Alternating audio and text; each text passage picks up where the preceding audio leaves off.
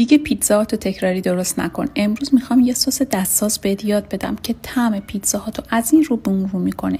یعنی اینقدر این پیتزا خوشمزه میشه. برای درست کردنش فقط کافیه گوجه ها رو از وسط نصف کنی و به همراه سیر و پیاز و کمی فلفل داخل تابه بریزی.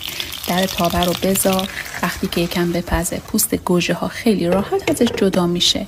بهش نمک و ادویه و آویشم بزن و این مواد رو حسابی پوره کن. میتونی از چند برگ ریحونم برای طعم بیشتر استفاده کنی. آبش که کشیده شد حرارت رو خاموش کن. شیشه توی یخچال این سس رو میتونی تا 1 ماه هم نگه داری. برای خمیر پیتزا هم تمام موادی که توی کپشن برات مینویسم و با هم مخلوط کن و کم کم آرد و بهش اضافه کن. دستور این خمیر بدون خمیر مایه است، ورز دادن نداره. نیم ساعت هم آماده است. یعنی یه خمیر فوری و فوق العاده راحت برای وقتایی که دلت سریع پیتزا میخواد. خمیرت که داخل ظرف جمع شد و به دست نچسبید بهش نیم ساعت استراحت بده.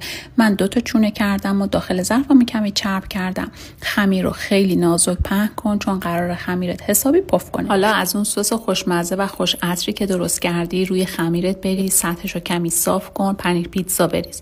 با هر موادی که دوست داشتی میتونی روی خمیرت رو پر کنی. من از سوسیس خونگی که دستورش رو قبلا براتون گذاشتم به همراه مقداری قارچ و فلفل دلمه استفاده کردم. بذارش داخل فر با بیشترین دما و یه رو بهش زمان بده. بعد همچین پیتزای جذابی رو تحویل بگیر و در نهایت میشه جان.